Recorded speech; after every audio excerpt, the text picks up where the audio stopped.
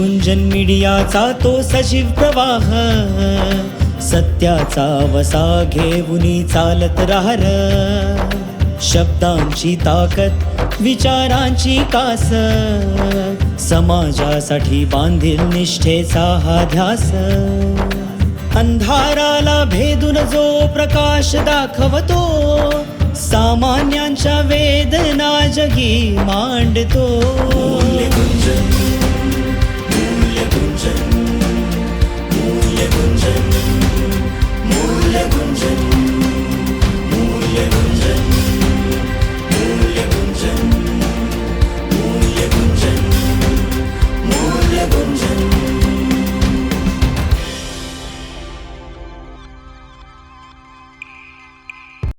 नमस्कार, मी अनिता करवा आपल्या सर्व दर्शकांचं मूल्य गुंजन या कार्यक्रमामध्ये हार्दिक स्वागत करते. दर्शको हो, मूल्यधिष्ठित समाजाच्या निर्मितीसाठी प्रत्येक क्षेत्रामध्ये मूल्यासोबतच मीडियामध्येही मूल्याची काय काय आवश्यकता आहे आणि ते कसे आणता येईल याविषयी जळगावहून आलेले डॉक्टर सोमनाथ वडनिरे यांच्यासोबत आपण चर्चा करत आहोत. आजही ते आपल्या स्टुडिओमध्ये उपस्थित आहे. सर्वात प्रथम आपण त्यांचं स्वागत करूया. नमस्कार डॉक्टर सोमनाथ आणि खूप खूप स्वागत आहे. ओम शांती. अतिशय सुंदर अशी चर्चा अनेक भागातून आपण करत आलो आहे. तुम्ही अनेक मूल्य आमच्या दर्शकांना सांगितली, राजयोगाचा अभ्यासही करून घेतला आणि ते करतही असतील. अनेक मीडिया जे फॉलो करतायत ह्या प्रोग्रामला ते आपल्या जीवनामध्ये हे सर्व गोष्टी आणत असतील. आणखी एक महत्त्वाची गोष्ट मागील भागामध्ये तुम्ही सांगितली होती की मीडिया ह्याच्यामध्ये संवेदनशीलता हा खूप महत्त्वाचा भाग आहे. दोन गोष्टी तुम्ही सांगितल्या की व्यावसायिक हित आणि समाजनिष्ठा यांच्या सोबत हे असणं अत्यंत आवश्यक आहे. हे व्यावसायिक हित आणि समाजनिष्ठता जपताना मीडियासमोर अनेकदा संवेदनशील परिस्थिती निर्माण होतात. ह्या संवेदनशील परिस्थितीमध्ये मीडियाचं कर्तव्य काय? जसं तुम्ही एक संवेदनशील परिस्थिती सांगितली होती की आसाममध्ये जेव्हा पूर आला तेव्हाची तुम्ही एक संवेदनशील परिस्थिती सांगितली की एका माणसाच्या अगदी तो बुडून गेलेला होता पाण्यामध्ये, थोडासा फक्त त्याचा वरचा चेहरा होता आणि त्याच्यावर बसून एक रिपोर्टर संपूर्ण परिस्थितीचं वृत्तांकन करत होता. मग ही एक संवेदनशील गोष्ट तुम्ही मांडलेली होती. मग अशा वेगवेगळ्या ज्या संवेदनशील परिस्थिती येतात यामध्ये मीडियाचं कर्तव्य काय नेमकं? अतिशय चांगला प्रश्न आपण केला आहे की संवेदनशीलता, माध्यम आणि संवेदना या दोघं एकच नाण्याच्या दोन बाजू आहेत. मी तर तुम्हाला मागे पण एक उदाहरण दिलं की संवेदनशीलता ज्यावेळेस असते त्यावेळेस माध्यमांची थोडी पण चूक असेल तर जनसामान्यामधनं मोठा आवाज बाहेर निघतो. ज्याप्रमाणे आपण ते उदाहरण पाहिलं, पूरग्रस्ताच्या डोक्यावर खांद्यावर बसून वृत्तांकन करणारा जो कॅमेरामन जो होता त्याबरोबर सर्व लोकांचा झोड उठली टीकेची. मग अशा परिस्थितीत जनमाध्यमांनी, समाज माध्यमांनी समाजात वावरताना अतिशय जबाबदारीचं भान ठेवणं गरजेचं असतं. आणि म्हणूनच त्यावेळेस माध्यमांमधनं जी टीकेची झोड उठली त्यानंतर मग संवेदनशीलता हा विषय चर्चेचा झाला की माध्यमांमधनं संवेदनशीलता कमी होते. मग त्यावेळेस परिस्थिती अशी होती आणि आज आपण पाहतो की जेव्हा प्रसिद्ध माध्यम तज्ज्ञ हेवरमास यांनी म्हटलंय की पत्रकारिता आणि संवेदनशीलता ह्या एकाच नाण्याच्या दोघं बाजू आहेत. बरोबर. विना संवेदना किंवा संवेदन शून्य जर पत्रकार असेल तर तो पत्रकारच म्हटला जात नाही. केवळ त्यांनीच नाही तर आजपर्यंत आपण जेवढे प्राचीन पत्रकार पाहिले किंवा अगोदर स्वातंत्र्यपूर्व काळातली पत्रकारिता पाहिली आणि आता सुद्धा काही ध्येयनिष्ठ पत्रकारिता असेल तर संवेदन शून्यता जी असेल ती संवेदन शून्यता घालवण्यासाठी त्यांनी संवेदना जपण्याचं मूलभूत अधिकार किंवा मूलभूत घोषणा ही प्रत्येक माध्यमकर्मींना केली आणि त्याचा आदर्श आजची नवीन पिढी घेते. पण काही घटना अशा घडल्या अलीकडच्या काळात की त्या पाहून असं वाटायला लागलं की खरोखरच पत्रकारितेतील संवेदना ही कमी झाली आणि व्यावसायिक हितेला जास्त महत्त्व दिलं गेलं, जो आपला चर्चेचा विषय होता. आता काही उदाहरणं अशी घडली, त्यामध्ये एक उदाहरण मी तुम्हाला सांगतो. गुजरात सारख्या मोठ्या राज्यामध्ये एक युवक ज्याचं नाव कल्पेश मिस्त्री, वय वर्ष 29, त्याला आपल्या मागण्या पूर्ण करण्यासाठी त्याने माध्यमांना इशारा दिला की मी अमुक अमुक दिवशी आत्मदहन करणार. आता नॅचरल गोष्ट आहे, तुम्हाला सर्वांना माहिती असेल की ज्या ठिकाणी शासन, प्रशासन, पोलीस, राजकीय लोक कोणीही दखल घेत नाही, त्या ठिकाणी सर्वसामान्य माणूस निश्चितच माध्यमांकडे जातो. आपण पेपरमध्ये पाहतो की ही मागणी मान्य करा, ती मागणी मान्य करा. बरोबर. उपोषणाचा इशारा देतात. कलेक्टर ऑफिस समोर, प्रशासनासमोर उपोषण करतात. त्याच्या बातम्या पेपर्समध्ये येतात. ते वाचून शासन करते, प्रशासन शेवटचा करते. आधार समजतो. शेवटचा आधार. आणि ते निश्चितच खरं आहे. म्हणूनच सर्वसामान्यांचा आवाज माध्यमच असतात. कल्पेश मिस्त्रीच पण काही चुकलं नाही. त्याने इशारा दिला की मी असं असं करणार. आता ज्यावेळेस असा इशारा दिला जातो त्यावेळेस शासन, प्रशासन हे सर्व जागं होतं. राईट. आणि हे जागं झाल्यानंतर त्याला प्रिकॉशन म्हणून त्याला थांबवण्यासाठी काहीतरी उपाययोजना योजतं. करेक्ट. पण ज्या वेळेस माध्यम प्रतिनिधींपर्यंत ती बातमी गेली की कल्पेश मिस्त्री असं असं करणार, त्यावेळेस आघाडीच्या 2 वाहिन्यांचे प्रतिनिधी, एक कॅमेरामन आणि दुसरा वार्ताहर, स्ट्रिंजर झाला म्हणू आपण, ह्या दोघांनी कल्पेश मिस्त्रीला बरोबर घेतलं. कल्पेश मिस्त्री ज्या ठिकाणी चौकात गेला त्या ठिकाणी कॅमेरामन पोहोचले आणि कल्पेश मिस्त्रीने सांगितल्यानुसार की मी आत्मदहनाचा इशारा दिला, तर दुर्दैवाने म्हणा किंवा त्या घटनेमध्ये म्हणा प्रशासन लवकर पोहोचू शकलं नाही. आणि कल्पेश मिस्त्रीने आत्मदहनाचा प्रयत्न वाहिन्यांच्या कॅमेऱ्यासमोर केला. सांगताना वाईट वाटतं, दुर्दैव होतंय. अशा वेळेस कुणीही माणूस, अगदी कुणीही माणूस, सर्वसामान्य माणूस असो का कोणी असो, तो कमीत कमी थांबेल, त्याला वाचवण्याचा प्रयत्न केला. अरे बाबा रे, तू असं करू नको. विधायक मार्गाने आपल्या मागण्या मान्य होऊ शकतात. तुझे काय प्रश्न असतील तर आपण यांना भेटू, त्यांना भेटू. समजुतीचा स्वर अशा वेळेस असतो. कारण आपल्या सर्वांना कल्पना असेल की माणसाचं प्राणाचं मोल काय आहे. ज्या आई वडिलांनी आपल्या लहानचं मोठं केलं त्या आई वडिलांच्या काहीतरी आपल्या देणं लागतो आपण. अशा वेळेस प्रत्येक जण 29 वर्षाचा वय वर्ष 29 युवक, अशा वेळेस कोणीही माणूस त्या युवकाला थांबवेल, 100% थांबवेल, नक्कीच थांबवेल. पण दुर्दैवाने सांगताना वाईट वाटतं की संवेदना आहे ती कुठेतरी लोप पावली त्या ठिकाणी. आणि त्यावेळेस त्या दोघं कॅमेरामन यांनी लाईव्ह म्हणजे शूटिंग केलं, रेकॉर्डिंग केलं त्याला न थांबवता, आणि दुर्दैवी घटना घडली. त्यामध्ये त्या युवकाचा प्राण गेला.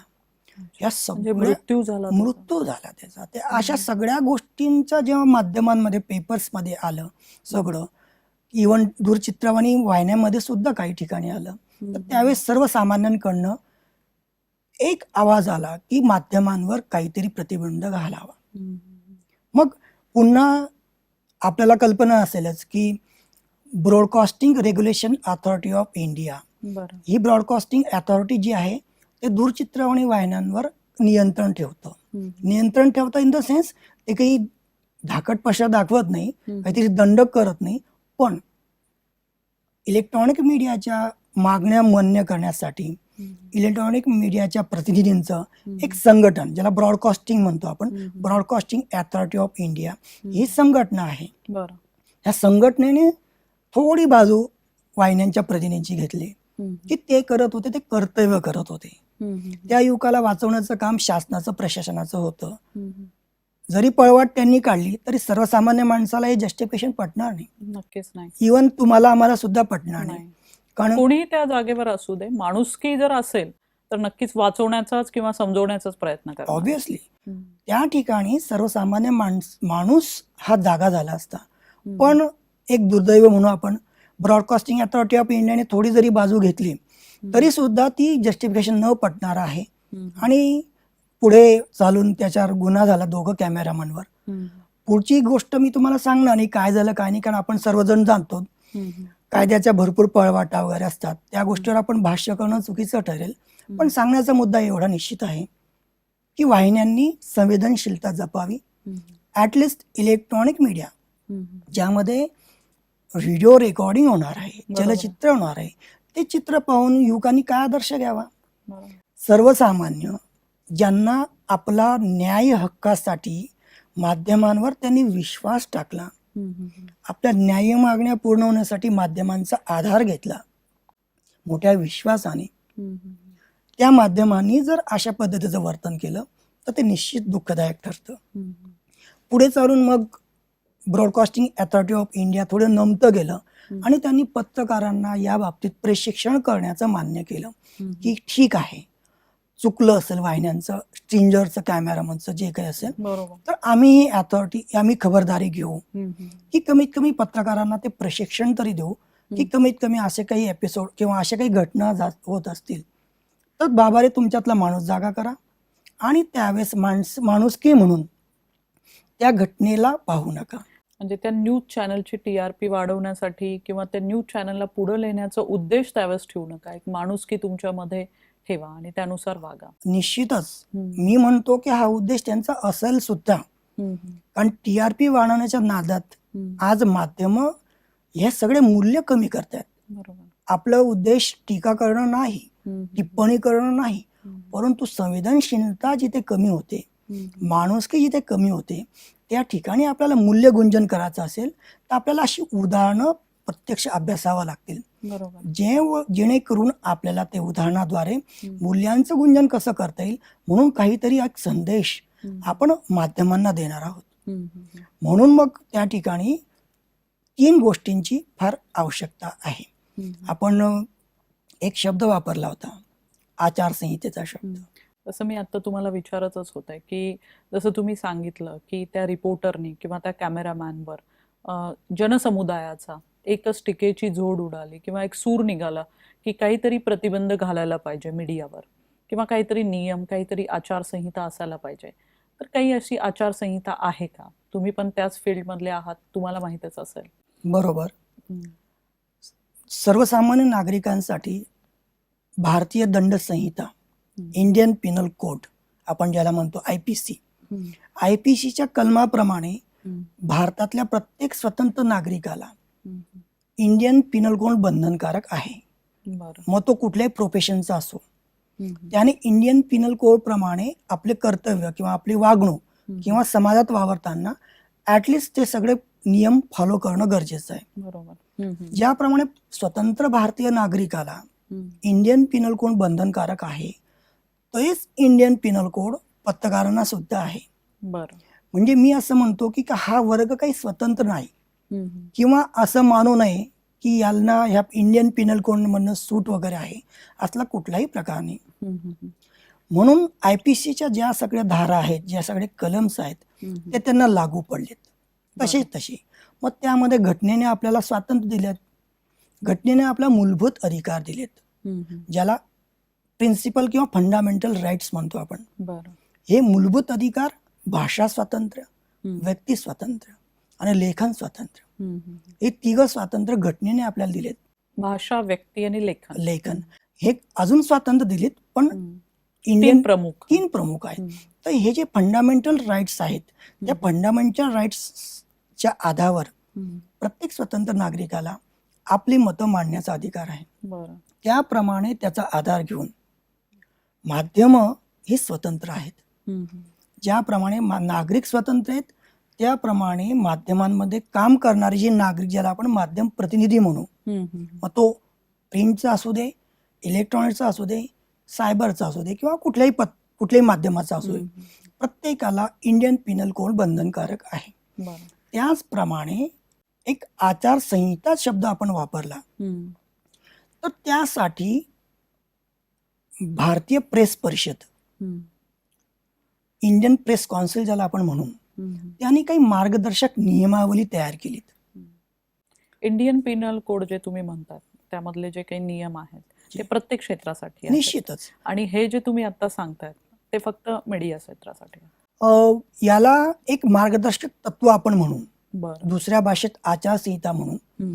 आता एक गोष्ट मी तुम्हाला सांगतो की जसं रस्त्याच्या उजव्या बाजूने चला किंवा डाव्या बाजूने चला, हे जे काही नियम बनवलेत ते सर्वसामान्यांसाठी आहेतच ना. बरोबर. काही विशेष असे लिखित स्वरूपात नियम नाहीत. किंवा आपण मगाशी एक 2-3 भागामध्ये उदाहरणं पाहिलीत की वृत्तपत्रामध्ये लेखन करताना कुठल्याही एका समुदायाला किंवा कुठल्याही एखाद्या धर्माला कमी लेखून चालत नाही किंवा एखाद्या महिलेला नाव घेऊन चालत नाही. हे अलिखित नियम आहेत. यामध्ये काही कुणावरही बंधन नाही की तुम्ही काय करावं, कसं वागावं, कसं बोलावं. पण आत्ताच मी तुम्हाला म्हटलं की प्रेस काउन्सिल ऑफ इंडियाने या सगळ्या गोष्टींचा आधार घेतला की पत्रकारिता किंवा मीडिया ज्या पद्धतीने वाटचाल करीत आहे तर यांना कुठेतरी थोडे नियम, थोड्या अटी किंवा ज्याला आपण मार्गदर्शक तत्व ज्याला म्हणू, ही तत्व जर असतील तर माध्यमं कमीत कमी त्या तत्वाला अनुसरून कार्य करतील. म्हणून संपादक असो, वार्ताहर असो, पत्रकार असो, कोणीही असो, त्या सर्वांना इंडियन पिनल कोडने जे मार्गदर्शक तत्व दिलेले आहेत ती तत्व लागू आहेत आणि त्यालाच आपण माध्यमांची आचारसंहिता म्हणू शकतो. त्यामधली काही तत्व किंवा आचारसंहिता आमच्या दर्शकांना तुम्ही शेअर करू शकाल? निश्चितच त्यामधले सर्वात महत्त्वाचं एक तत्व आहे की अभिव्यक्ती स्वातंत्र्य किंवा लेखन स्वातंत्र्य करताना कुणाच्या व्यक्तीच्या प्राणावर किंवा ज्याला शील चारित्र्य म्हणतो आपण त्यावर घाला घालू नये, त्यावर वार करू नये किंवा त्याला धोका पोचू नये. हे सर्वसामान्य एथिक्स आहे.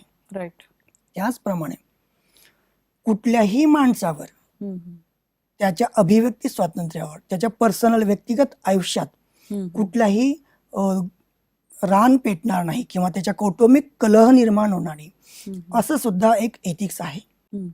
त्याचप्रमाणे तसल्या वार्ता येऊ नये. त्याचप्रमाणे एक एथिक्स असा आहे की आपला व्यवसाय जपताना राष्ट्रहित प्रमुख असावं.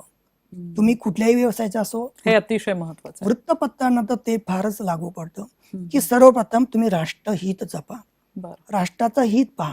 ज्या ठिकाणी राष्ट्रीय एकता, बंधुता, समानता, सामाजिक सौहार्द्र ह्या मूल्यांवर पहिल्यांदा कॉन्सन्ट्रेशन सर्वप्रथम. म्हणून आपण पाहतो की मुंबईवरील बॉम्बस्फोट हल्ल्यानंतर ह्या गोष्टी फार मोठ्या प्रमाणात चर्चिल्या गेल्या. बरोबर. की ज्या पद्धतीने वाहिन्यांनी त्यांचं वृत्तांकन केलं.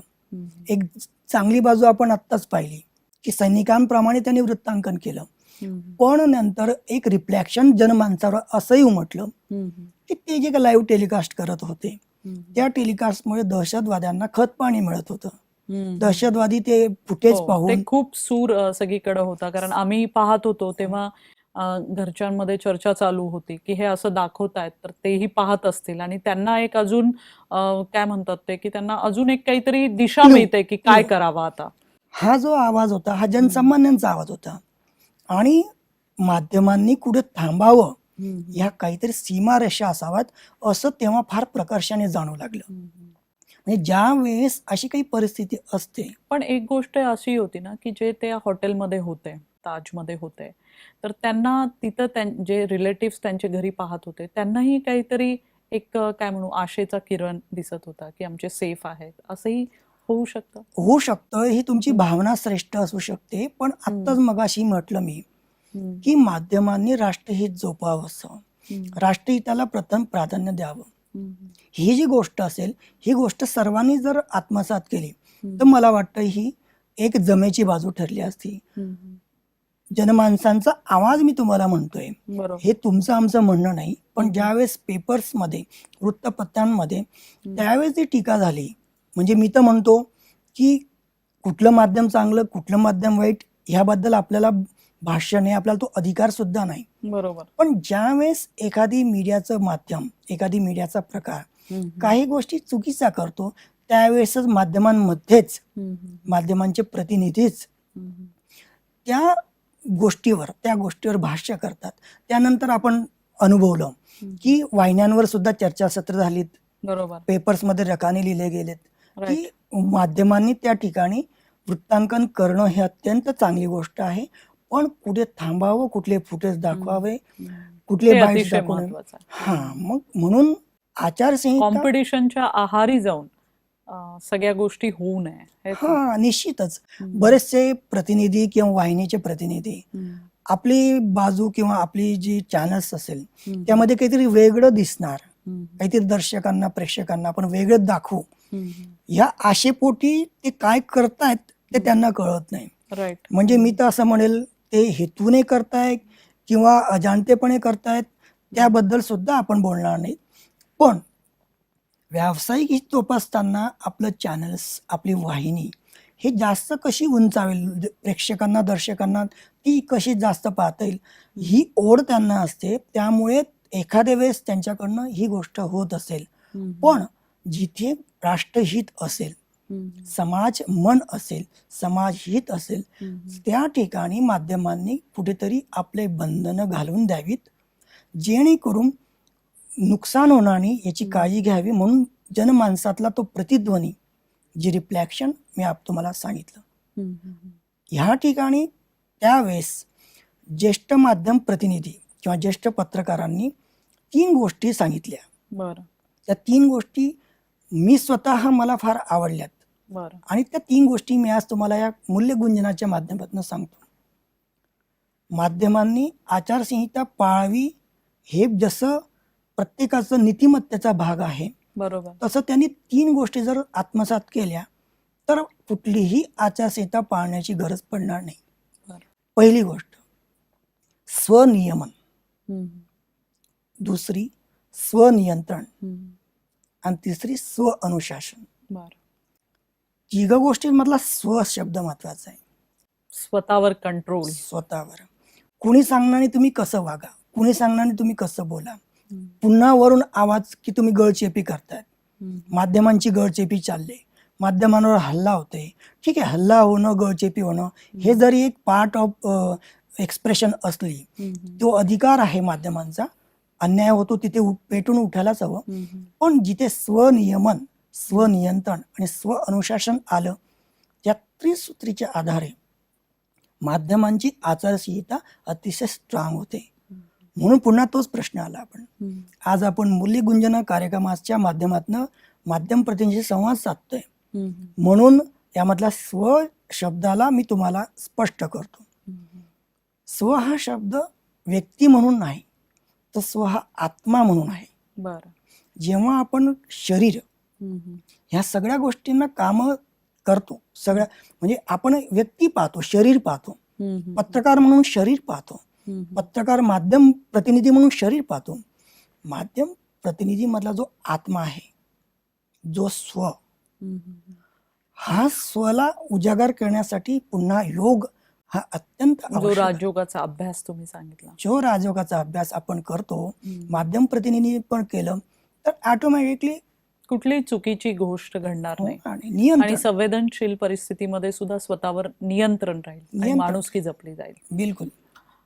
खूपच छान आजचा हा सेशन होता. पर्सनली मला खूप आवडला, कारण संवेदनशील परिस्थितीमध्ये कसं वागावं हे अतिशय महत्त्वाचं आहे. फक्त मीडियाच्या लोकांसाठीच नाही, संपूर्ण समाजामध्ये अनेक ठिकाणी अनेक वेगवेगळ्या संवेदनशील परिस्थिती निर्माण होतात.